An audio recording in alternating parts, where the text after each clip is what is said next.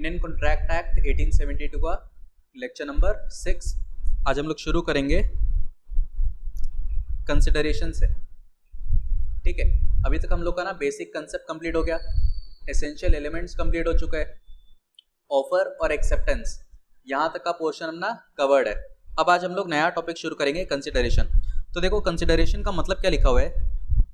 Consideration means Kwid pro को। Kwid pro को, Kwid pro को का मतलब क्या हो रहा है, समथिंग इन रिटर्न। ऐसा जब एसेंशियल एलिमेंट पढ़े थे हम लोग कि एक कॉन्ट्रैक्ट बनाने के लिए किन चीज़ों का ज़रूरत है, तो वहाँ पे लिखा हुआ था कि there should be a lawful consideration. बहुत सारा एसेंशियल एलिमेंट लिखा हुआ था, उसमें से एक एसेंशियल एलिमेंट क्या था कि लॉफुल कंसिडरेशन होना चाहिए, तभी कॉन्ट्रैक्ट बनेगा। अभी कंसिडरेशन का मतलब क्या होता है, समथिंग इन रिटर्न, कि मैंने अगर आपके लिए कुछ किया है तो आप भी बदले में मेरे लिए कुछ करोगे।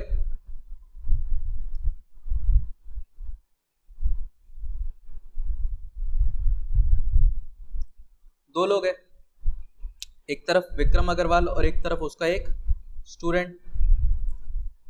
तो स्टूडेंट ने मेरे को आकर के कुछ पैसा दिया, ठीक है, फॉर व्हाट रीजन, टुवर्ड्स फी। तो इसको बदले में कुछ मिलेगा या नहीं मिलेगा? बोला हाँ मिलेगा ना। क्या मिलेगा? इधर से क्लासेस मिलेगा। तो यही क्या है, क्विड प्रो को, मतलब something in return. Vikram Agrawal ने क्लासेस प्रोवाइड किया, क्या इनको कुछ रिटर्न में मिला? बोला हाँ मिला ना। क्या मिला?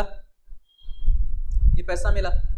मतलब there are two parties of the contract and both the parties are getting something in return from each other, है कि नहीं? स्टूडेंट को क्या मिल रहा है, क्लासेस, और सर को क्या मिला, फी मिला। दोनों को एक दूसरे से कुछ ना कुछ मिला। इसी को क्या बोलते हैं, कंसिडरेशन बोलते हैं। ठीक है, अभी इसका डिटेल्ड डेफिनेशन हम नहीं जा रहे, अभी डिटेल्ड डेफिनेशन अभी नहीं समझा रहे, खाली इतना समझा रहे कि इसका मतलब क्या होता है। अच्छा, अब यहाँ पे ये चीज़ भी समझना ज़रूरी है कि कंसिडरेशन के अंदर में ना पैसा का इन्वॉल्व होना ज़रूरी नहीं है कि भाई एक इंसान ने कुछ काम किया, दूसरा इंसान उसको पैसा देगा। ये पैसा होना ज़रूरी नहीं है, ठीक है। It can be anything. Kwid pro को का मतलब समथिंग इन रिटर्न है, ठीक है, and this something can be anything. अगर पैसा जरूरी होता तो यहाँ पे लिखा जाता दैट मनी इन रिटर्न, ठीक है ना, something in return. For example, चलो एग्जाम्पल लेते हैं।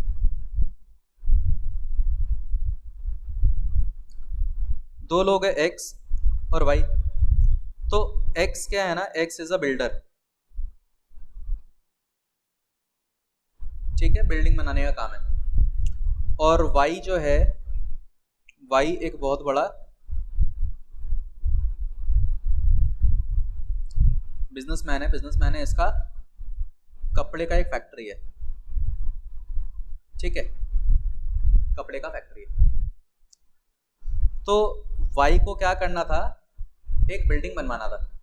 तो वाई अप्रोच करता है किसको, एक्स को, कि भाई साहब एक बिल्डिंग बना दीजिए। बिल्डिंग का कॉस्ट कितना होगा? ये बोलता है कि बिल्डिंग बनाने का तो 2 करोड़ रुपया लगेगा। वाई का कहना है कि हम आपको 2 करोड़ रुपया तो नहीं देंगे, लेकिन एक काम जरूर कर सकते हैं आपके लिए, ठीक है, मेरे कपड़े का फैक्ट्री में आप आइएगा, ठीक, और 2 करोड़ रुपए का आप जैसा बोलेंगे वैसा कपड़ा हम आपको दे देंगे। मतलब कि हम आपको पैसा नहीं देंगे, क्या देंगे, कपड़ा दे देंगे। ये बोलता भाई कपड़े का क्या करेंगे? बोला मार्केट में जाइए, बेचिए, आपको जो करने करिए, मेरे पास क्या नहीं है, पैसा नहीं है। हाँ, लेकिन मेरे कपड़ा का फैक्ट्री है, आप मेरे पास आओगे तो हम आपको क्या दे देंगे, बहुत सारा कपड़ा दे देंगे। अब 2 करोड़ अगर तुमको अनरियलिस्टिक लगता है कि भैया 2 करोड़ का कपड़ा कौन लेगा, तो ये क्या कर देगा, मना कर देगा कि भाई ऐसा कॉन्ट्रैक्ट मेरे को नहीं बनाना, क्योंकि तुम जो कंसिडरेशन देना चाहते हो वो कंसिडरेशन मेरे को पसंद नहीं आ रहा है। चलो, ये 2 करोड़ नहीं होता, और ये भाई साहब एक बिल्डर नहीं होता, ये कोई और है। मान लो ये कोई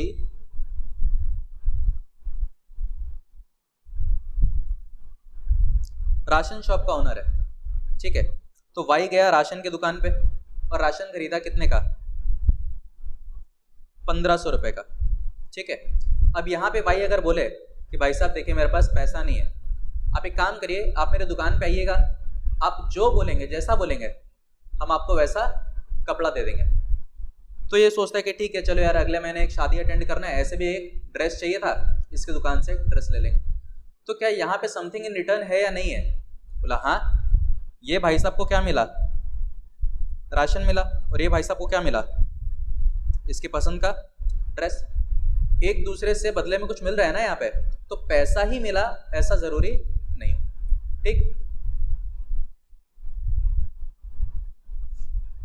देखो कंसिडरेशन मीन्स क्विड प्रो को, that is something in return, कि आपको बदले में कुछ मिलेगा। ठीक है, तो एक प्रॉमिस होगा या दो प्रॉमिसेस होगा? बोलो। They will be two promises. एक तरफ एक इंसान ने प्रॉमिस किया कि भैया मैं आपको राशन प्रोवाइड करूंगा, दूसरे इंसान ने प्रॉमिस किया कि मैं आपको ड्रेस प्रोवाइड करूंगा। दोनों तरफ से प्रॉमिस आया। हमने एक डेफिनेशन पढ़ा था रेसिप्रोकल प्रोमिसेस। रेसिप्रोकल प्रोमिसेस कि मैंने आपके लिए कुछ किया, आपने मेरे लिए कुछ किया। ठीक है, और याद करो जब दो प्रोमिसेस होगा और ये दोनों प्रोमिसेस एक दूसरे का कंसिडरेशन होगा, तभी क्या बनेगा? अग्रीमेंट बनेगा। अग्रीमेंट का डेफिनेशन क्या था? Every promise and every set of promises forming the consideration for each other is an agreement. वहां पे भी कंसिडरेशन वर्ड आया था। अब यहाँ पे क्या लिखा हुआ है? बहुत सारा रूल्स ऑफ वैलिड कंसिडरेशन। जिस तरीके से एक ऑफर बनाने के पीछे बहुत सारा चीजों का ध्यान देना रखता है अपने को। ठीक है, ऑफर का बहुत सारा रूल्स होता है, अपने को फॉलो करना होता है। एक्सेप्टेंस का बहुत सारा रूल्स अपने को फॉलो करना होता है। कंसिडरेशन का भी बहुत सारा रूल्स दिया हुआ है। ठीक है, ये रूल्स अपने को दिमाग में रखना है, तब माना जाएगा कि आपने जो चीज सामने वाले को दिया है it is a valid consideration. ठीक है, फॉर एग्जाम्पल इधर से शुरू करते हैं। It must not be unlawful, मतलब विक्रम अग्रवाल ने आपको दिया राशन, बदले में आप मेरे को क्या देना चाहते हो? जाली नोट देना चाहते हो, डुप्लीकेट करेंसी देना चाहते हो, तो क्या ये वैलिड कंसिडरेशन मानेंगे? बोले सर ये तो इलीगल है। इंडिया में ड्रग्स का सप्लाई लीगल है या इलीगल है? बोले इलीगल है, ड्रग्स का सप्लाई इंडिया में नहीं कर सकते। तो आप मेरे शॉप पे आए राशन खरीदने के लिए, मैंने आपको राशन दिया, आप मेरे को क्या दे रहे हो? इलीगल ड्रग्स दे रहे हो, तो क्या उसको कंसिडरेशन मान ले? बोला अरे है ना, कुछ तो है ना बदले में। बोला नहीं, देखो बदले में कुछ देने का मतलब ऐसा चीज दीजिए जिसका कानून की नजर में कोई वैल्यू हो। ठीक है, कंसिडरेशन शुड बी लॉफुल। ठीक है, फिर क्या लिखा? It may be an act, abstinence और प्रॉमिस। ये कोई एक्ट भी हो सकता है, एब्स्टिनेंस भी हो सकता है और प्रॉमिस भी हो सकता है। चलो इसको समझते हैं अभी।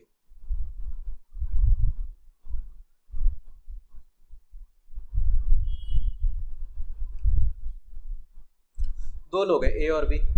Again A is a builder, तो बी को एक बिल्डिंग बनवाना है, तो बी अप्रोच करेगा किसके पास? ए के पास, और क्या बोलेगा कि भाई साहब आप मेरे को एक बिल्डिंग बना के दे दीजिए। ठीक है, मैं आपको उसके बदले 10 करोड़ देने के लिए तैयार हूं। मतलब कि बी ने ए को क्या बोला? That you do this act I will पे 10 करोड़। कि आप ऐसा काम करिए, हम आपको 10 करोड़ रुपया देंगे। अगर आपने ऐसा काम किया तो हम आपको 10 करोड़ रुपया देंगे। ठीक है, यानी कि ए को 10 करोड़ पाने के लिए क्या करना होगा? कोई काम करना होगा। क्लियर? तो बी ने ए को 10 करोड़ रुपया दिया, बदले में ए ने क्या किया? एक एक्ट किया, उसने एक काम किया। क्लियर? तो कंसिडरेशन में बी एन एक्ट। अच्छा, अब आ गया it may be an abstinence. ये समझते अब।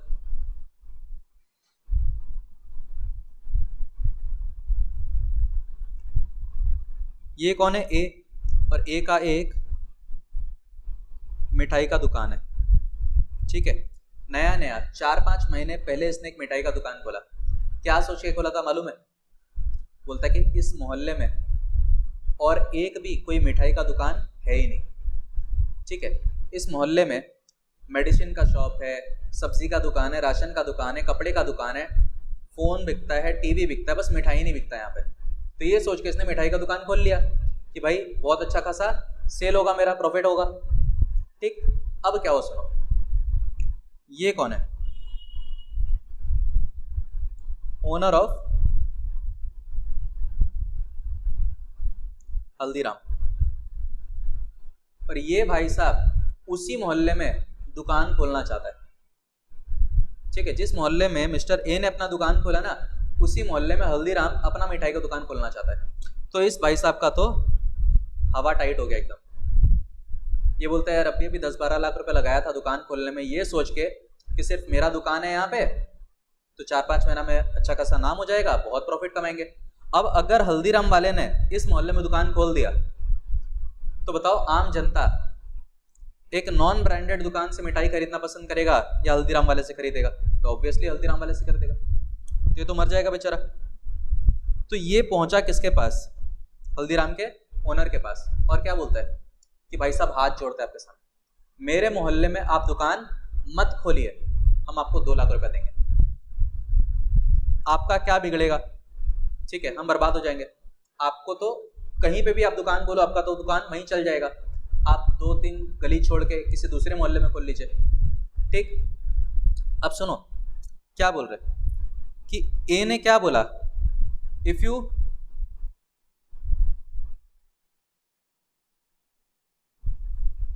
Do not open your shop then I will pay you 2 lakh rupees. ठीक है, कि अगर आप ऐसा काम नहीं करोगे तो हम आपको पैसा देंगे। तो यानी यहां पे कंसिडरेशन क्या है भाई? ए ने पैसा दिया, बदले में ओनर ने कुछ किया या फिर नहीं किया? बोलो उसने कुछ नहीं किया, उसने अपना दुकान नहीं खोला। मतलब यहां पे क्या हो रहा था कि आप ये चीज बनाओ मैं आपको पैसा दूंगा, आप ये काम करो मैं आपको पैसा दूंगा। यहां पे क्या हो रहा है, आप भैया ये काम करने से पीछे हटो मैं आपको पैसा दूंगा। क्लियर हो रहा है? तो यानी कंसिडरेशन में भी एन एक्ट, इट में भी एन एब्स्टिनेंस। ये कोई काम करना भी हो सकता है और कोई काम करने से पीछे हटना भी हो सकता है। क्लियर? अच्छा, और एक चीज लिखा था, it may be a promise. मतलब एक्स और विक्रम अग्रवाल, एक्स आया विक्रम अग्रवाल के पास, बोला सर मेरे को ना आपसे ही पढ़ना है, आपसे ही क्लासेस चाहिए। तो मैंने बोला ठीक है क्लासेस प्रोवाइड कर देंगे, कोई दिक्कत नहीं है, तो मेरा बिजनेस है। तो इसने पूछा फीस कितना? मैंने बोला 20,000 रुपया। ये पैसा जमा करके चला गया। इसने पूछा भैया क्लास कब से होगा? मैंने बोला क्लास होगा 1 जनवरी के बाद से। आज कौन सा डेट चल रहा है? टुडे इज 30th अगस्त। मतलब कि तुम पैसा जमा करके जाओ, तुमको हम कब कंसिडरेशन प्रोवाइड करेंगे? एक समय के बाद, फ्यूचर में। तो आज के दिन में विक्रम अग्रवाल ने इसको क्या किया? एक प्रॉमिस। क्या आज मैंने इसको कुछ भी दिया? बोला हाँ दिया ना। क्या दिया? प्रॉमिस दिया। तो ये भाई साहब ने पैसा दिया, बदले में इसको क्या मिला? रिटर्न में क्या मिला? एक प्रॉमिस मिला। तो ये प्रॉमिस को ही क्या मान लेगा? कंसिडरेशन। तो भाई पैसा दिया तो बदले में कुछ तो मिला, हाँ एक प्रॉमिस मिला है, एक आश्वासन मिला है कि हम आपको 3 महीने बाद 4 महीने बाद क्लास देंगे। कोई दिक्कत है, कोई तकलीफ यहाँ पे?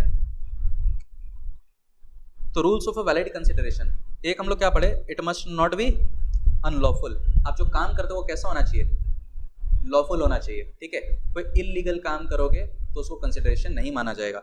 फिर क्या बोलते हैं? It may be an act abstinence of promise. आपने जो काम किया वो काम कोई एक्ट भी हो सकता है, मतलब कि पैसे के बदले या फिर किसी भी चीज के बदले आप कोई काम कर भी सकते हो, अदरवाइज सामने वाले के कहने पे आप पीछे भी हट सकते हो। या फिर अगर आपने कोई प्रॉमिस दिया है तो उस प्रॉमिस को भी क्या मानते हैं हम लोग? कंसिडरेशन मान लेंगे। क्या ये वाला सेंटेंस क्लियर है सबको? फिर बोलते हैं it must be real and not illusory. अब ये क्या हुआ? Consideration should be real. ऐसा चीज जो वास्तव में एग्जिस्ट करता हो उसी को कंसिडरेशन बोलेंगे। फॉर एग्जाम्पल देखो बच्चा लोग कितना नालायक होता है। देखो ये एक्स और ये विक्रम अग्रवाल, ठीक है, एक्स और विक्रम अग्रवाल। एक्स आया मेरे पास क्लासेस लेने के लिए, ठीक है, मेरे को बोला सर आपसे ही क्लासेस लेना है और कहीं नहीं जाएंगे। बोला ठीक है क्लासेस प्रोवाइड करेंगे तो मेरा बिजनेस है। ठीक, तो मैंने इसको बोला कि कल से आना शुरू कर दे, ठीक है, और इतना फीस लगेगा। तो बोलता सर फीस नहीं देंगे, फीस नहीं देंगे, फीस के बदले कुछ और ले लीजिए। तो क्या फीस के बदले कुछ और देने से चलेगा? बोला हाँ चलता है। There must be something in return.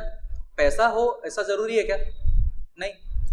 इसने बोला कि सर मेरे पापा का एक बहुत बड़ा मैरिज हॉल है, आप मेरे को क्लासेस करवाइए, 2-4 महीना में जब भी आपका शादी होगा आप मेरे मैरिज हॉल में आइएगा, हम आपको वहाँ पे आपका शादी अरेंज करवा देंगे। तो मेरे लिए तो अच्छा ही है भाई, ठीक है चलो, कुछ तो मिल रहा है ना बदले में, तो this is a valid consideration. लेकिन अगर ये मैरिज हॉल का बात करता था तो ठीक था, ठीक है। तो ये क्या बोलता है? एक्स बोलता है कि सबसे सुंदर लड़की कौन मालूम? मुमताज। उसके याद में शाहजहां ने क्या बनवाया? ताजमहल। आपसे हम वादा कर रहे हैं, प्रॉमिस करते हैं कि हम आपका शादी इस मुमताज से करवाएंगे, ठीक है। ये बोलता भाई नशा वशा करके आया कोई? बताओ कहाँ से कोई नशा वशा करके आया? बोलता जो मुमताज मर गई जिसके लिए ताजमहल बनाया गया, बोलता हम आपका शादी उससे करवाएंगे, सबसे सुंदर लड़की से हम आपका शादी करवाएंगे, आप मेरे को खाली पढ़ा दीजिए। बोले भाई कुछ ऐसा बोलो जो हजम हो सके मेरे को, कंसिडरेशन शुड बी रियल, ठीक है। या फिर ये बोलते हैं कि आप मेरे को ट्यूशन पढ़ाइए, मेरा चन्ना मामा के साथ सेटिंग है, ठीक है, उनको बोल देंगे वो मेरे घर पे ना 2-4 तारा वारा पार्सल कर देगा, हम आपको 2 तारा गिफ्ट करेंगे, आप मेरे को पढ़ा दीजिए। अरे ऐसा कोई कंसिडरेशन चलेगा क्या? इल्लीगल है क्या ये? इल्लीगल नहीं है, दिस इज इम्पॉसिबल। समझ में आया? तो क्या बोलते हैं? Consideration must be real and not illusory. अच्छा, फिर बोलते हैं it may B past, present और फ्यूचर। पास्ट, प्रेजेंट और फ्यूचर।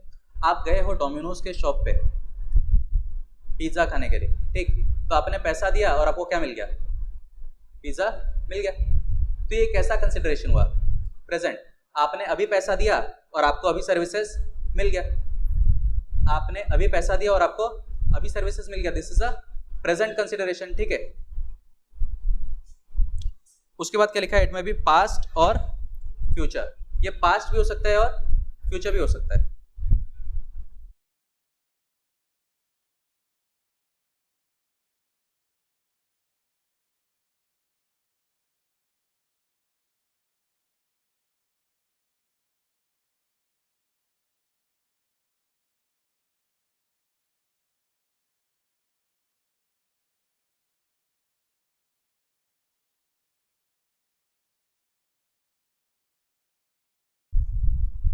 चलो एग्जाम्पल ये वाला लेते हैं। जब बच्चा मेरे पास आया था कि सर मेरे को क्लासेस दे दीजिए, मैंने उसको क्या बोला कि ठीक है बेटा तेरा वो क्लासेस कब से मिलेगा? 1 जनवरी से। बच्चे ने मेरे को फीस किस दिन दे दिया? 30 अगस्त को, ठीक है। अब ऐसा समझो कि स्टूडेंट ने तो 30 अगस्त को मेरे को फीस सबमिट किया, उसको सर्विसेज कब मिलेगा? फ्यूचर में मिलेगा, क्लियर। तो इसके लिए कैसा कंसिडरेशन हो गया? Future consideration. अच्छा, विक्रम अग्रवाल उसको 1 जनवरी को क्लासेस प्रोवाइड कर रहा है, क्या 1 जनवरी को मेरे को कुछ मिला? बोला नहीं मिला। क्यों? क्योंकि मेरे को तो पहले मिल चुका है। तो मेरे लिए कैसा कंसिडरेशन हो गया? पास्ट हो गया। यानी कि अभी के अभी आपने काम किया और अभी के अभी उसने काम किया, ऐसा जरूरी नहीं है, क्लियर। कंसिडरेशन में भी प्रेजेंट, पास्ट, फ्यूचर कुछ भी हो सकता है। अब यहां पे ये जो 2 चीज लिखा हुआ है ना, दिस इज वेरी इंपॉर्टेंट, आराम से समझना इसको, ठीक है। दोनों के ऊपर में एक एक केस लॉ है, वो केस लॉ समझना। एक क्या लिखा हुआ है? It must move at the desire of the promisor. देखो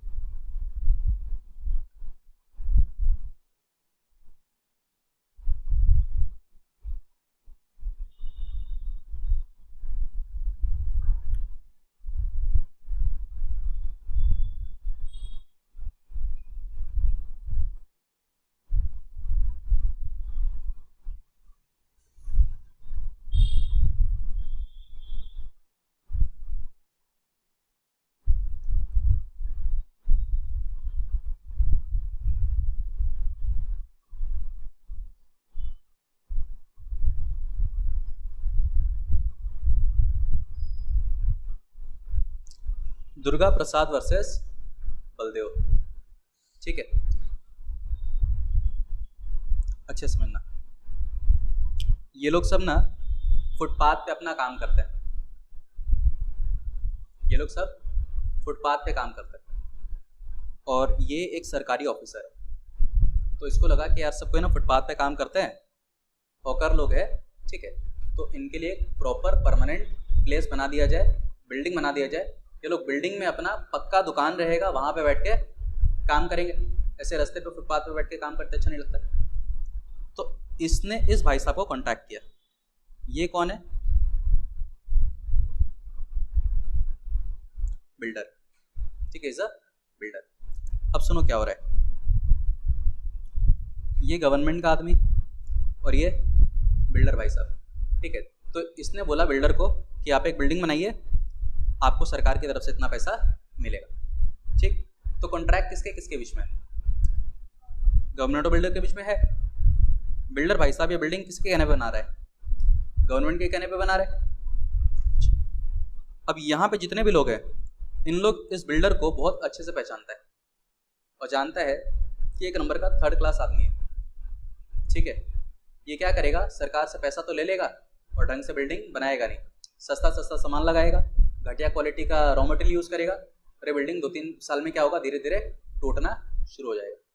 तो यहाँ से एक आदमी इसको ऑफर देता है, क्या बोलता है कि भाई साहब आपको जो बिल्डिंग बनाना है ना, एकदम स्ट्रॉन्ग मजबूत बिल्डिंग बनाइए। ये बोलता बदले में क्या मिलेगा? तो ये बोलता है कि उस बिल्डिंग में हम लोग जब बैठेंगे, अपना काम वाम करेंगे, तो जो भी सामान बेचेंगे वहाँ से जो पैसा आएगा आपको कुछ कमीशन हम लोग दिया करेंगे, ठीक है, हफ्ता दिया करेंगे वहाँ से। बोलता है ठीक है।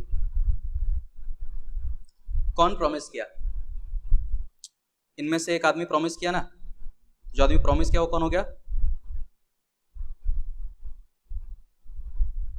प्रॉमिसर। अच्छा, प्रॉमिस किसको किया गया? बिल्डर भाई साहब को। तो यहाँ पे बिल्डर को क्या मान लेते हैं हम? प्रॉमिस ही मान लेंगे, ठीक है ना। अब सुनो कहानी क्या हो रहा है। ये बिल्डर जो है ना, अच्छा खासा बिल्डिंग बना दिया और इसको पैसा कहाँ से मिला? गवर्नमेंट से मिल गया। अब ये बिल्डर इसके पास भी आया, बोला लाओ कमीशन। ये बोलता है नहीं देंगे, बोलते कमीशन नहीं देंगे। तो ये बोलता कोर्ट में चले जाएंगे, देखो केस कर देंगे। तुमने बोला था कि अच्छा बिल्डिंग बनाओ, क्या मिलेगा? कमीशन मिलेगा। अब इस भाई साहब का क्या कहना है, ध्यान से सुनना। मतलब तुमने बिल्डिंग मेरे बोलने से बनाया या सरकार के बोलने से बनाया? बोलो, तुमको मेरे से पैसा किस चीज के बदले चाहिए? इसने बोला बिल्डिंग के बदले चाहिए। तुमको मेरे से पैसा किसके बदले चाहिए? बोलता मैंने मजबूत बिल्डिंग बनाया, उसके चलते चाहिए। तो फिर तुमने सरकार से पैसा किस चीज के लिए लिया? बोला बिल्डिंग के लिए लिया। तो अब तुम खुद तय करके बता दो कि बिल्डिंग तुमने मेरे कहने पे बनाया या सरकार के कहने बनाया? बोलो किसके कहने बनाया? सरकार के कहने पे बनाया। तो हम तो तुमको क्या दे देंगे? कमीशन दे देंगे। रिटर्न में, कंसिडरेशन में तुमसे मेरे को क्या मिलेगा? क्या ये बिल्डर बोल सकता है कि बदले में तुमको हम बिल्डिंग देंगे? बोला ना, बिल्डिंग के बदले तो तुमने सरकार से भी पैसा लिया है और ये बिल्डिंग तुमने मेरे कहने पे नहीं बनाया। अगर मैं तुमको नहीं भी बोलता फिर भी ये बिल्डिंग तो तुम जरूर बनाते। यानी कि ये बिल्डिंग तुमने मेरे इशारे पे नहीं बनाया। क्या ये बात क्लियर हो रहा है? सेंटेंस क्या है?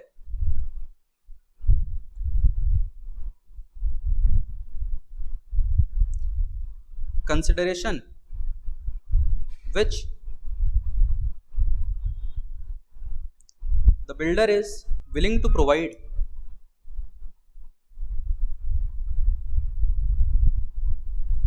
to the hawkers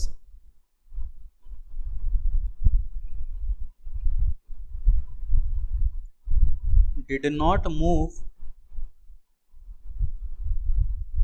at the desire of hawkers, but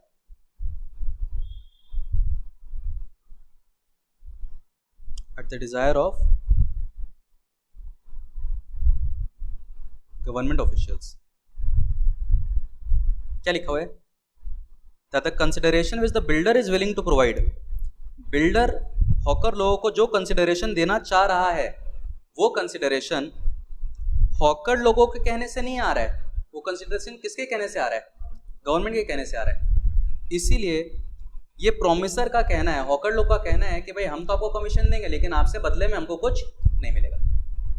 ठीक है, तो हमारे वादे के बदले आपने क्या किया ये बताइए। ठीक है, आपने ये बिल्डिंग हमारे वादे के बदले नहीं बनाया, वो तो सरकार से जो आपको पैसा मिला आपने उसके बदले बनाया। ठीक है, और हम लोगों ने आपको सिर्फ बुद्धू बनाया। हमको पता है कि आप गंदा बिल्डिंग बनाओगे, ठीक है, तो मजबूत बिल्डिंग बनाने के लिए आप सरकार से अलग पैसा लोगे और घटिया बिल्डिंग बनाने का अलग पैसा, ऐसा थोड़ी है। आपने जो सरकार से पैसा लिया है उस पैसे के बदले तो आपको क्या बनाना था? मजबूत बिल्डिंग ही बनाना था, है कि नहीं? सरकार से आपने जो पैसा लिया उसके बदले आपको क्या बनाना था? एक मजबूत बिल्डिंग ही तो बनाना था। चलो, तो रूल क्या लिखा हुआ है यहाँ पे? Consideration must move at the desire of the promisor. Promisor के कहने पे आएगा वो कंसिडरेशन है। ठीक है, अच्छा दूसरा क्या लिखा हुआ है?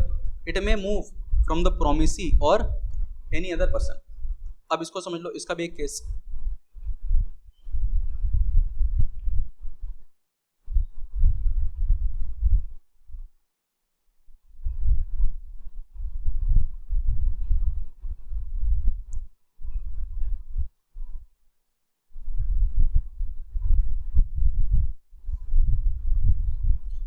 अब ये क्या है, देखो,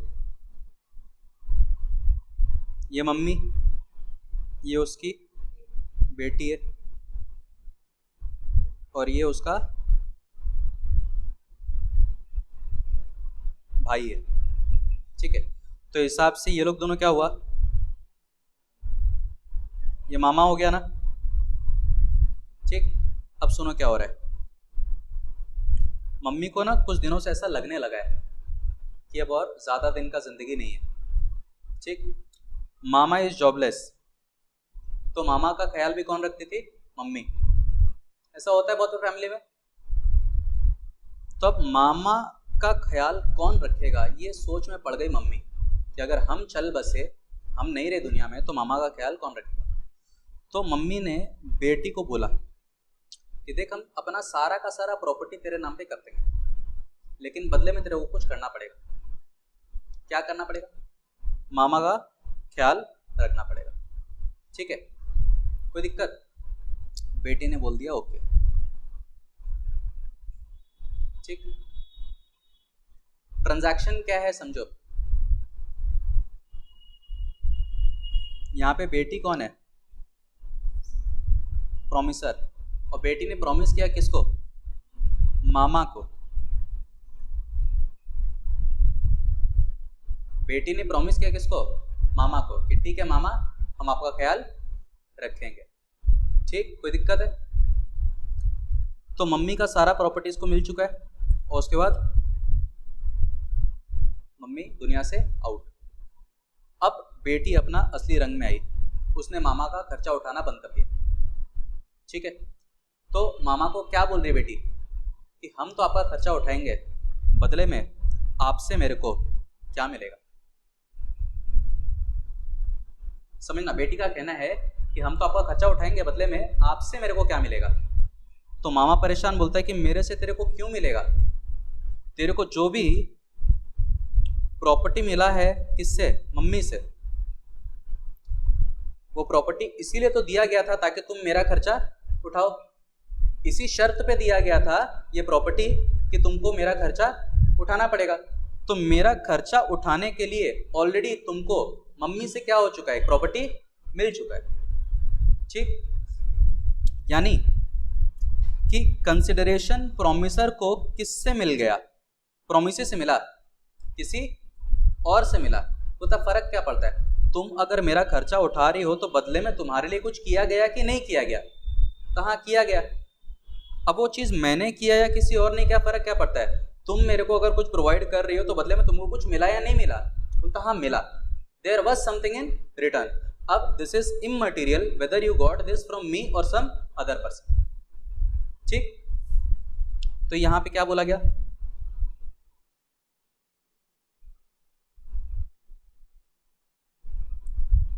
consideration may move from the promisee or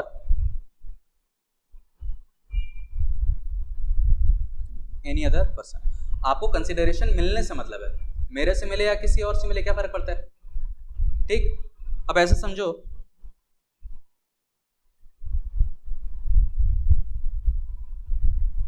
कि स्टूडेंट और स्टूडेंट के साथ आए स्टूडेंट के पापा और इधर पे विक्रम अग्रवाल।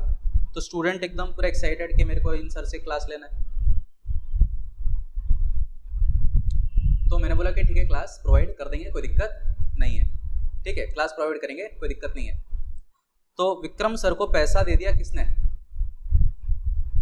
पापा ने, ठीक। किस दिन दिया, 30 अगस्त को। विक्रम सर ने बोला कि 1 जनवरी से क्लास शुरू कर देंगे। 1 जनवरी को ये बच्ची आई मेरे पास, मैंने क्लास प्रोवाइड करने से मना कर दिया। क्या बोला सुनो, मैं तो तुमको क्लास प्रोवाइड करूंगा, तुमसे मेरे को क्या मिलेगा।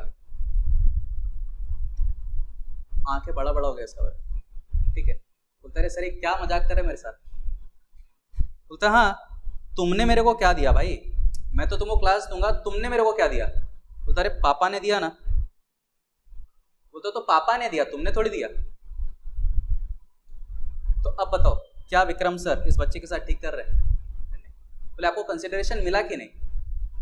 हाँ अरे भाई प्रोमिसी से मिले या किसी और से मिले क्या फर्क पड़ता है, ठीक है। ये एग्जाम्पल ज्यादा सिंपल है। तो फिर ये बताया है क्यों, अरे ये केस के लिए बताया, ठीक है। इस केस का नाम है चिन्नैया वर्सेस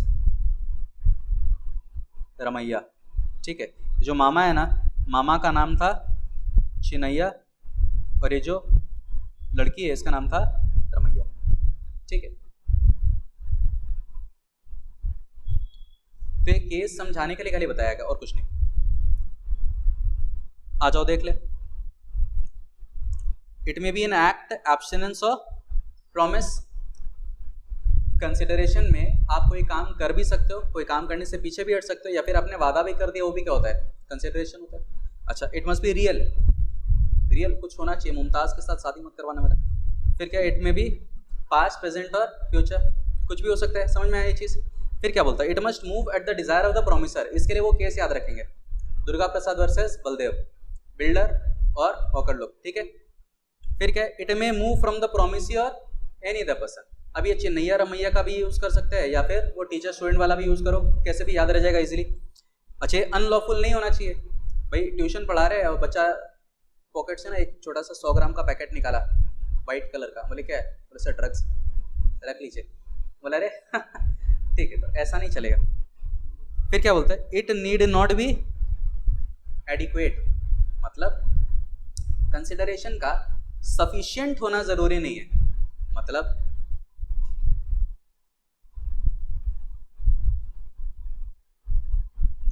एक्स और विक्रम अग्रवाल, ठीक है। तो विक्रम अग्रवाल के पास एक कार है, कार का वैल्यू कितना, 10 लाख रुपया।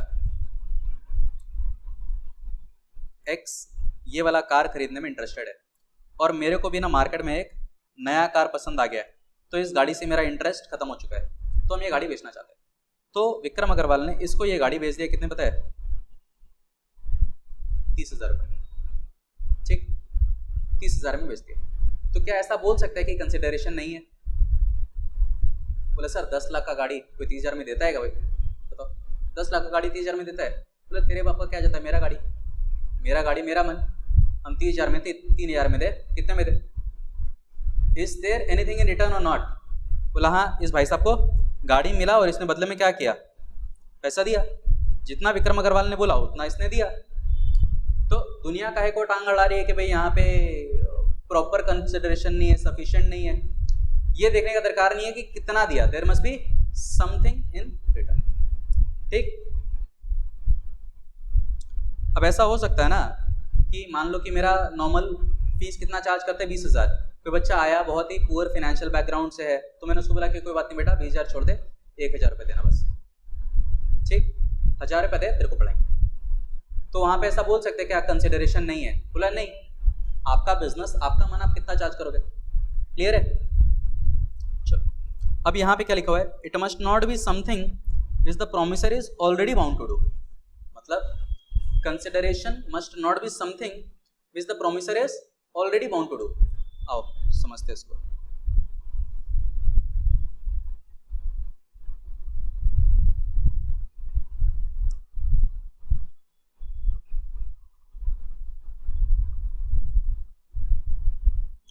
तो स्टूडेंट जब ना मेरे को पैसा देता है तो मेरा जिम्मेदारी क्या है? बस उसको ऐसे ही पढ़ा देना है या एकदम अच्छे से पढ़ाना है? तो एकदम अच्छे से पढ़ाना है। मतलब मेरा जिम्मेदारी क्या है कि स्टूडेंट को ऐसे पढ़ाओ कि उसका 40 आ जाए या फिर 100 में 90 आए। मेरा जिम्मेदारी तो यही है कि ऐसे पढ़ाओ कि उसका 100 में 90 आए। ठीक है, देखो आराम से समझना। विक्रम अग्रवाल ने स्टूडेंट को क्या बोला? बोला देख तेरे को क्लासेस प्रोवाइड करेंगे, पैसा कितना लगेगा? 20,000। और अगर तेरा 95 के ऊपर आ जाए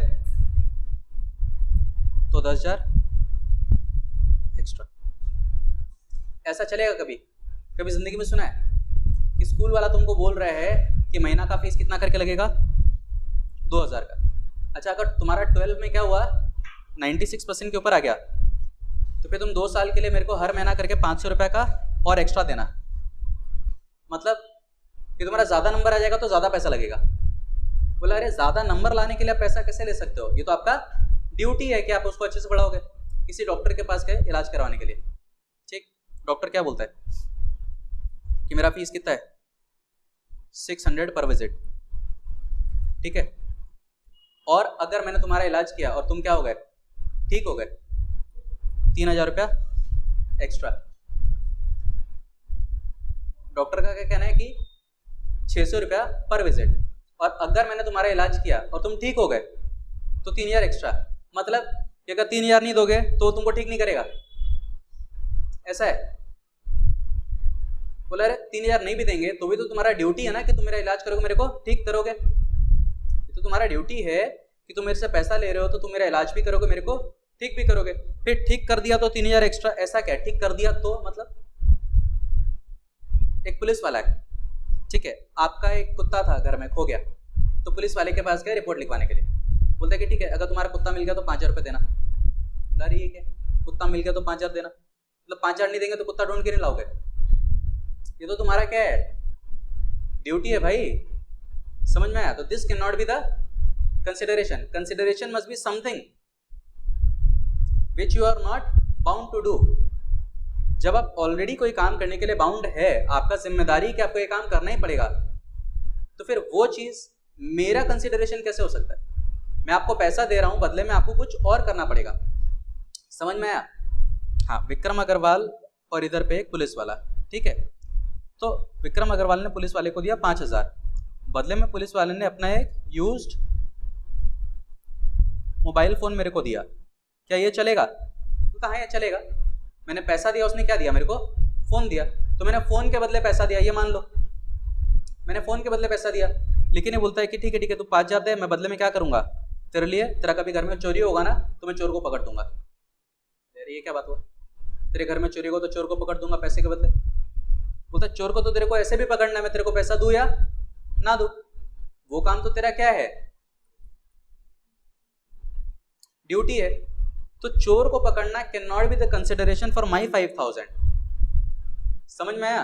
मैं तुमको 5,000 दूंगा, उसके बदले में तुम चोर को पकड़ दोगे, ये कौन सा कंसिडरेशन हुआ? मैं तुमको 5,000 नहीं भी दूंगा फिर भी तुम चोर को पकड़ोगे। क्लियर? तो कंसिडरेशन क्या होना चाहिए? वो काम जो आपका ड्यूटी है, वो काम आपने निभा दिया, मतलब आपने कंसिडरेशन दिया नहीं, इट वॉज योर ड्यूटी, उसको कंसिडरेशन का पार्ट नहीं माना जाएगा। It must not be something is the promisor is already bound to do. आप तो ऑलरेडी बाउंड है, आपको तो ऐसे भी करना था। ये सारा का सारा रूल्स वापस से कर देखा। कंसिडरेशन का मतलब क्या था? क्विड प्रो को मतलब समथिंग इन रिटर्न। उसका रूल्स क्या है? एक एक करके। पहला क्या लिखा हुआ है, it may be an act, abstinence और प्रॉमिस। दूसरा, it must be real and not illusory. तीसरा, it may be past, present और फ्यूचर। चौथा, it must move at the desire of the promisor. पांचवा, it may move from the promisee और any other person. Next, it must not be something which the promisor is already bound to do. उसके बाद, it must not be unlawful और last में, it need not be adequate. ठीक, इस सारा का सारा रूल्स, कहीं कोई दिक्कत है? चलो फिर क्या लिखा हुआ है, there is no stranger to contract but there can be stranger to consideration. मतलब कि एक कॉन्ट्रैक्ट में किसी स्ट्रेंजर का कोई रोल नहीं होता। कॉन्ट्रैक्ट किसके किसके बीच हुआ, एक्स और वाई। अगर कोई तकलीफ होता है तो एक्स वाई के खिलाफ केस करेगा और वाई एक्स के खिलाफ केस करेगा। कोई तकलीफ हुआ तो एक्स वाई के खिलाफ केस करेगा, वाई एक्स के खिलाफ केस करेगा। कहीं कोई जेड इनके खिलाफ केस कर सकता है? बोला भाई तेरे को क्या तकलीफ हो गया? कॉन्ट्रैक्ट किसके किसके बीच का है, एक्स और वाई। इधर विक्रम अग्रवाल और इधर एक स्टूडेंट, ठीक है, विक्रम अग्रवाल और स्टूडेंट। मैंने स्टूडेंट को क्लासेस दे दिया, स्टूडेंट ने मेरे को पैसा नहीं दिया, तो स्टूडेंट के खिलाफ केस करने का अधिकार किसके पास है? मेरे पास ही तो है। कहीं कोई दूर से एक आदमी आया, एक्स बोलता नहीं नहीं तुमने सर के साथ अच्छा नहीं किया, मैं तुम्हारे खिलाफ केस करूंगा, तो तेरे को कितना खुजली क्यों हो रहा है? तेरे साथ तो कॉन्ट्रैक्ट हुआ भी नहीं, यानी कि कॉन्ट्रैक्ट में किसी थर्ड पार्टी का, किसी स्ट्रेंजर का कोई रोल नहीं है। लेकिन ये मिस्टर एक्स अगर बोलता है कि भाई साहब आप इस बच्चे को पढ़ाइए, इसका फीस मैं पेमेंट कर दूंगा, तो क्या विक्रम अग्रवाल एक्सेप्ट करेगा? हाँ, कंसिडरेशन प्रोमिसी से ही मिले जरूरी है, कंसिडरेशन किसी अदर पर्सन से भी मिल सकता है। तो यहाँ पे क्या लिखा हुआ है, there is no stranger to contract but there can be a stranger to consideration. कोई तकलीफ है इसमें?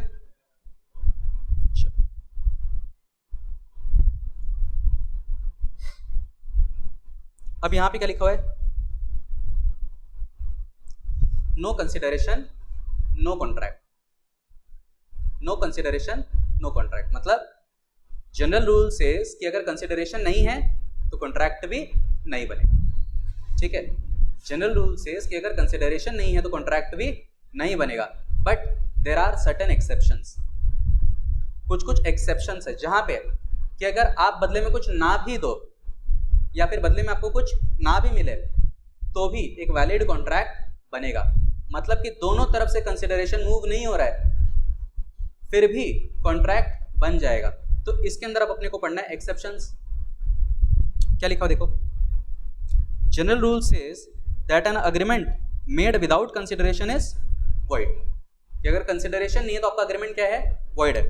However there are certain exceptions where even if there is no consideration there will be a valid contract, ठीक है। कुछ exceptions है जहां पे कि अगर कंसिडरेशन नहीं है फिर भी वैलिड कॉन्ट्रैक्ट बनेगा। तो ये एक्सेप्शंस कौन कौन सा है, बहुत सिंपल सिंपल सा बात लिखा हुआ है। पहला क्या लिखा हुआ है, agreement made out of natural love and affection.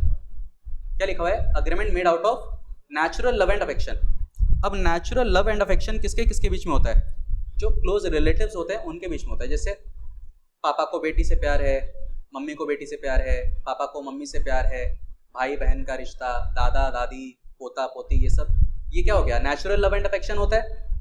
अपने को बहुत प्यारा होता है अपना रिलेटिव्स, ये लोग क्लोज रिलेटिव्स। अब सुनो क्या लिखा हुआ, agreement made out of natural love and affection. यहाँ पे क्या है, आराम से।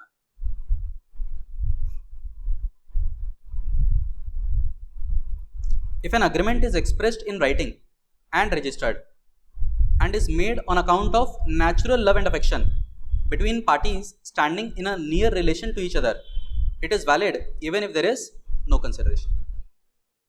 बात समझना क्या हुआ,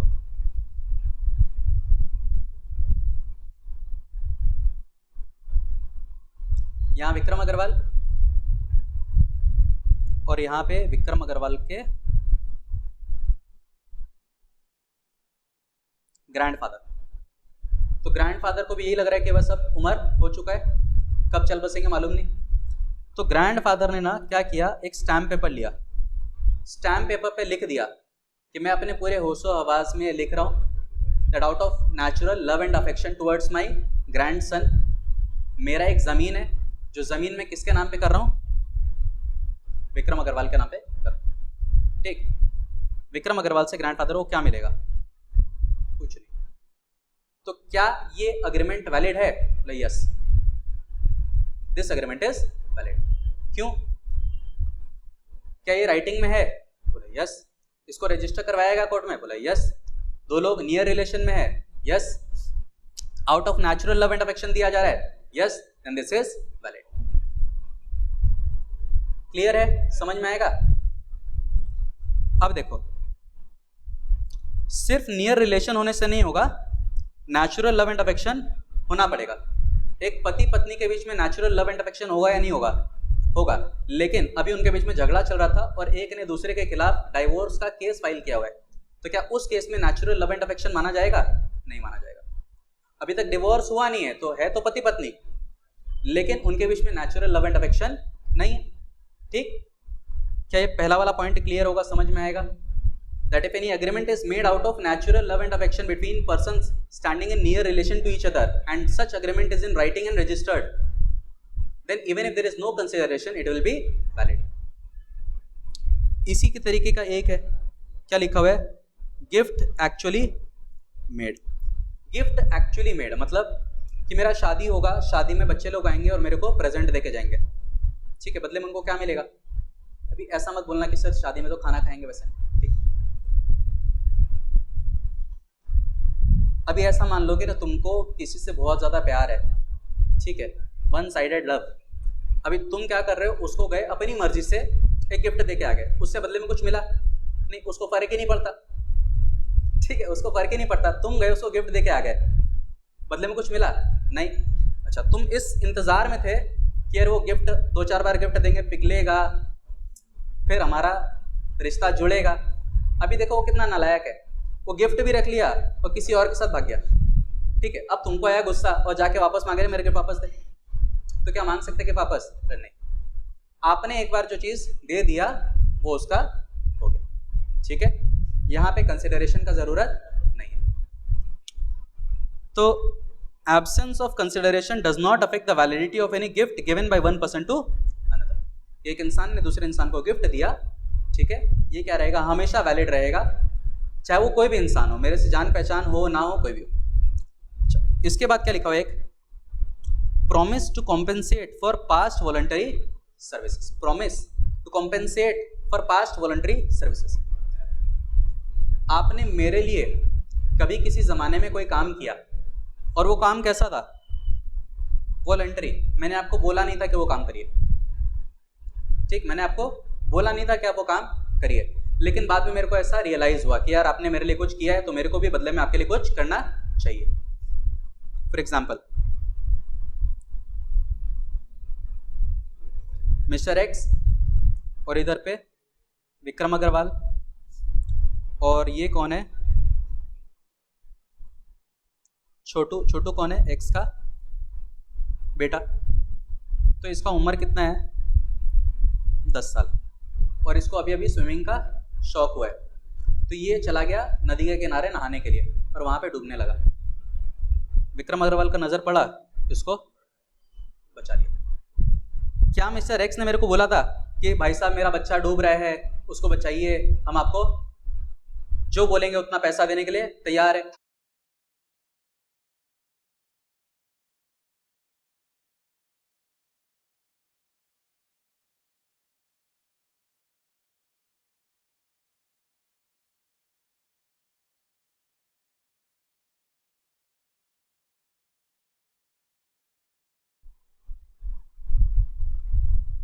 विक्रम अग्रवाल ने बच्चे को बचाया, ठीक।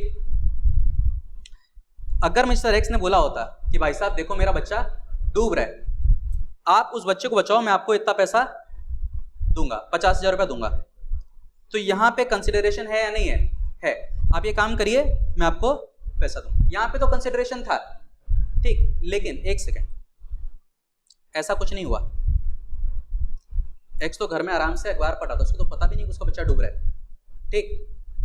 विक्रम अग्रवाल ने खुद अपनी मर्जी से, out of his own will, अपनी इच्छा से उसने क्या किया? इसके बच्चे को बचाया और बचा के इसके पास लेके चला गया। तो विक्रम अग्रवाल ने जब कोई काम किया तो क्या उस समय कोई कॉन्ट्रैक्ट था इस दुनिया में? Was there any consideration? नहीं। क्या विक्रम अग्रवाल इनसे बोल सकता है कि मेरे को 50,000 रुपये दीजिए? नो। ये बोलेगा मैंने कब बोला कि आप ऐसा काम करो मैं आपको पैसा दूंगा? मैंने बोला? नहीं बोला। ठीक। तो मिस्टर एक्स जो है ना, उसने अपनी मर्जी से विक्रम अग्रवाल को बोला कि भाई साहब आपने मेरे लिए इतना अच्छा काम किया, मैं आपकी सर्विसेज से खुश हूँ और मैं आपको क्या देना चाहता हूँ, एक रिवॉर्ड देना चाहता हूँ 50,000। तो बोलता नहीं नहीं नहीं नहीं मत दीजिए। बोलता प्लीज़ मना मत करिएगा। बोला ठीक है दे, फिर दे, पैसा दे ही रहा है तो दे। अब यहाँ पे सुनो, एक्स ने बोला कि आप 2 दिन के बाद आइएगा, मैं आपको पैसा दे दूंगा। ठीक।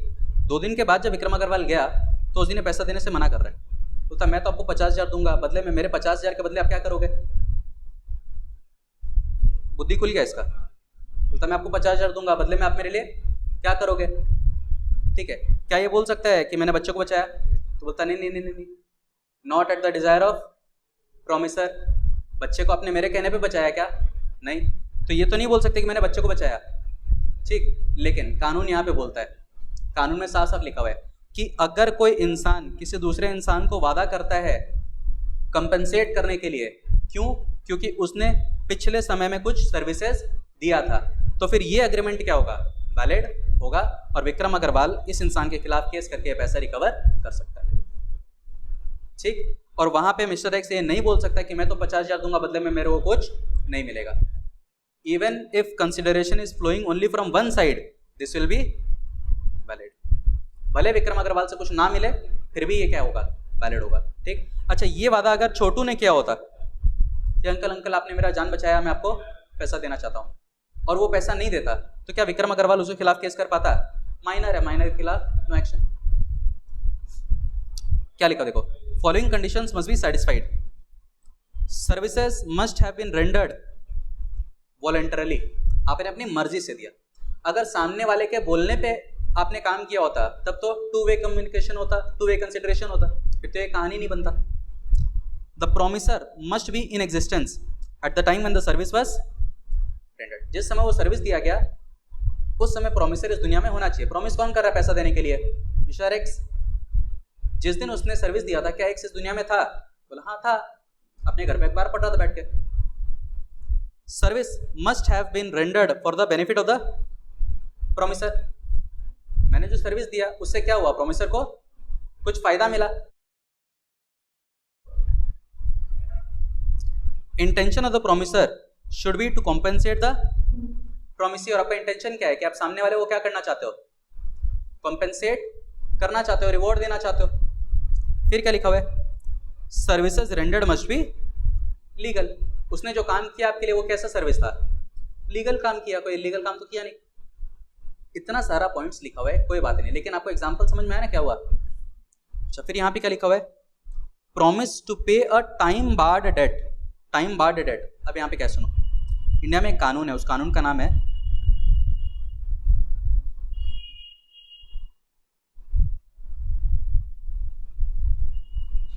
Limitation act 1963। इस कानून में क्या लिखा हुआ है? Limitation act 1963। इस कानून में क्या लिखा हुआ है कि भाई साहब आपके साथ अगर कुछ बुरा हुआ है और आप सामने वाले के खिलाफ एक्शन लेना चाहते हैं तो एक समय के अंदर एक्शन ले लेना, उसके बाद अलाउड नहीं है। नहीं तो लोग क्या करेंगे ना, आपको परेशान करेंगे। फिर हुआ क्या देखो, मिस्टर एक्स और मिस्टर विक्रम अग्रवाल। विक्रम अग्रवाल ने बचपन में ना, जब मान लो मेरा उम्र था 19 साल, ठीक है, माइनर तो थे 19 साल, तो मेरे को फाइनेंशियल प्रॉब्लम था। मैंने एक्स के घर से एक सामान चोरी कर लिया। एक्स को अच्छे से पता था कि इसने सामान चुराया है, लेकिन उसने भी सोचा कि यार गरीब इंसान है, छोड़ क्या केस करेंगे। उसने उस समय केस नहीं किया। अब 15 साल के बाद विक्रम अग्रवाल बन चुका है एक मिलियनेयर, करोड़पति इंसान बन चुका है। अब ये बोलता है अच्छा करोड़पति इंसान बन गया ना, अब इसके खिलाफ केस करेंगे और इससे पैसा वसूल करेंगे। तो याद रखना बेटा, तुम केस नहीं कर सकते भाई। 15 साल पहले उसने चोरी किया, आज केस करोगे? कुछ कुछ केसेस ऐसा होता है जहाँ पे कि आप 15, 20, 30 साल कभी भी कर सकते हो, लेकिन मैक्सिमम केसेस में सरकार ने एक लिमिट लगाया हुआ है कि बेटा इतने दिन के अंदर केस किया तो ठीक, इसके बाद केस नहीं कर सकते। वैसे ही क्या है ना कि पैसा अगर आपको रिकवर करना है तो उसके लिए आपको केस कितने साल में करना है? 3 साल में। मान लो कि कोई स्टूडेंट है, ठीक है, स्टूडेंट है और इधर पे विक्रम अग्रवाल, स्टूडेंट ने मेरा पैसा नहीं दिया तो मेरे को स्टूडेंट से पैसा रिकवर करना है, तो कितने दिन के अंदर मेरे को केस कर देना है? 3 साल। और अगर नहीं किया तो फिर स्टूडेंट मेरे सामने आएगा हंसता मुस्कुराता, बोला आप बोल क्या करेगा, 3 साल तो बीत गया, अब तो तुम चाह के भी मेरे खिलाफ केस नहीं कर सकते, ठीक है। लेकिन ये स्टूडेंट भाई साहब 10 साल के बाद मेरे पास आया और मेरे को बोलता है सर याद करिए 10 साल पहले हम आपका पैसा नहीं दे पाए थे किसी कारण से, आज हम आपको वादा करते हैं कि हम आपको वो पैसा देंगे। तो ये भाई साहब तो मेरे को पैसा देगा, मेरे से बदले में कुछ मिलेगा क्या? ये पैसा लौटाना ज़रूरी है? लौटा भी सकता है और नहीं भी लौटा सकता है, क्योंकि अब हम कुछ लीगली एक्शन तो ले नहीं सकते। तो अगर स्टूडेंट ने ऐसा वादा कर दिया कि वो वाला उधार जो अब समय के नीचे दब के मर चुका है, वो उधार जो अब समय के नीचे दब के मर चुका है, वो जो समय के द्वारा खत्म हो चुका है, वो उधार हम आपको क्या करना चाहते हैं? वापस देना चाहते हैं। तो भले सामने वाले से कुछ मिले या ना मिले, this agreement will be valid, but requirement खाली एक ही है कि अग्रीमेंट क्या होना चाहिए? It should be in writing, ठीक है। कहाँ लिखा हुआ है बात देखो, if it is a promise to pay a time barred debt, वो डेट जो समय सीमा को क्रॉस कर चुका है और चुकाने का जरूरत नहीं है, आइदर होली और partly, made in writing and signed by the person, ठीक है, और his agent, there will be a valid contract even if there is no consideration, ठीक है। फिर क्या लिखा? क्रिएशन ऑफ एजेंसी, आपसे अगर हम कुछ काम करवाना चाहें तो आप हो गए मेरे एजेंट और हम हो गए आपके प्रिंसिपल, ठीक। यहां विक्रम अग्रवाल है, यहां पे उसका एक स्टूडेंट और यहां पे मिस्टर एक्स। तो विक्रम अग्रवाल के पास एक बुक है, ये बुक किसके पास पहुंचाना है? एक्स के पास पहुंचाना है। मैंने अपने स्टूडेंट को बोला कि भाई तेरा घर उसके पास में ही है, तो जाएगा तो उसको ये किताब दे देना। तो स्टूडेंट बिकम्स माई एजेंट, ठीक है। क्या विक्रम अग्रवाल इसके लिए स्टूडेंट को कुछ पैसा देगा? ये 100 रुपये देंगे तेरे को पहुंचाएगा? नहीं, स्टूडेंट लेगा भी नहीं। क्या कोई कंसिडरेशन है? नहीं। स्टूडेंट मेरे लिए काम तो करेगा, के बदले में कुछ मिलेगा? नहीं। यानी कि हमारे बीच में कौन सा रिश्ता क्रिएट हो गया? एजेंसी का रिश्ता क्रिएट हो गया, और वहां पे कोई कंसिडरेशन दोनों तरफ से होना ऐसा जरूरी नहीं है, ठीक। इसके अलावा एक और पार्ट हम लोग देख सकते हैं, उसको हम लोग बोलते हैं बेलमेंट। बेलमेंट क्या होता है कि आप अपना कोई सामान किसी के घर पे रखते हो, किसी को देते हो, और कुछ समय के बाद वो सामान आप वापस ले लेते हो। जैसे पुराने ज़माने में क्या होता था, हर किसी के घर में रेफ्रिजरेटर नहीं होता था, ठीक। तो हमारे घर में कुछ सब्जी बना और मम्मी को लग रहा है कि यार सब्जी तो शाम तक क्या हो जाएगा, ख़राब हो जाएगा। पड़ोसी के घर में रेफ्रिजरेटर है, तो वो सब्जी मम्मी ने उसके फ्रिज में रख दिया, बोला कि शाम को निकाल के ले जाएंगे। समझ में आया? तो यहाँ पे क्या हुआ? क्या यहाँ पे एक अग्रीमेंट था कि हम आपके घर में ये सब्जी रखेंगे, शाम को निकाल के ले जाएंगे? तो जिसके फ्रिज में वो सब्जी रखा गया, क्या उसको बदले में कुछ मिला? भाई मेरा तो फ़ायदा हो गया कि मेरा चीज़ उसके घर में गया, वापस मेरे पास आया। क्या उस सामने वाले को कुछ मिला? नहीं मिला। तो क्या यहाँ पे इसका ये मतलब है कि कंसिडरेशन नहीं है तो मतलब वो मेरा सब्जी उठाएगा, कचड़े में फेंक देगा, कुछ भी कर देगा? नहीं कर सकता। There is a valid contract even if there is no consideration. समझ में आया? फिर क्या बोलते हैं? If any part of a single consideration for one और मोर ऑब्जेक्ट्स, और एनी वन और any part of any of the several considerations for a single object is unlawful and the whole agreement becomes void. मतलब कि विक्रम अग्रवाल आपको tuition पढ़ा रहा है, बदले में आप मेरे को क्या दोगे? 1000 रुपया दोगे और एक ड्रग्स का थैली दोगे। तो बोलो सर वैलिड तो है। अरे वैलिड तो है। बोला नहीं बेटा, काम एक है जिसके लिए तुम मेरे को 2 कंसिडरेशन दे रहे हो, उसमें एक क्या है? लॉफुल और एक क्या है? अनलॉफुल। तो ये ना, ये पूरा अग्रीमेंट ही क्या हो जाएगा? अनलॉफुल मान लिया जाएगा। थोड़ा सा वैलिड है बोलने से नहीं चलेगा, पूरा क्या होना पड़ेगा? वैलिड होना पड़ेगा, ठीक। अगर ऐसा बोला गया था कि सर आप मेरे को 2 सब्जेक्ट पढ़ाइए, लॉ और अकाउंट्स, लॉ के लिए 1000 देंगे, अकाउंट्स के लिए ड्रग्स, तो क्या होगा? लॉ वाला कॉन्ट्रैक्ट वैलिड रहेगा, अकाउंट्स वाला नहीं रहेगा। अगर यहाँ पे कंसिडरेशन को आपके लिए क्या कर पाना आसान है, अलग कर पाना आसान है। अगर आप कंसिडरेशन को क्या कर सकते हो, सेपरेट कर सकते हो, तो फिर जो वैलिड है वो वैलिड रहेगा, जो वॉइड है वो वॉइड हो जाएगा। मैंने क्या बोला, लॉ के लिए पैसा देंगे, अकाउंट्स के लिए ड्रग्स, तो लॉ तो वैलिड है, अकाउंट्स इनवैलिड हो गया। लेकिन अगर आप बोलते कि लॉ के लिए आपको 1000 रुपये भी देंगे, ड्रग्स भी देंगे, तो फिर एक ही चीज़ में वैलिड और इनवैलिड दोनों जुड़ा है, पूरा ही क्या हो जाएगा, इनवैलिड हो जाएगा। कोई दिक्कत है इसमें? तो कंसिडरेशन के अंदर में अपने को जितना सीखना था आज पूरा कंप्लीट अपना हो चुका है। नेक्स्ट क्लास में हम लोग इसके आगे का टॉपिक कंटिन्यू करेंगे।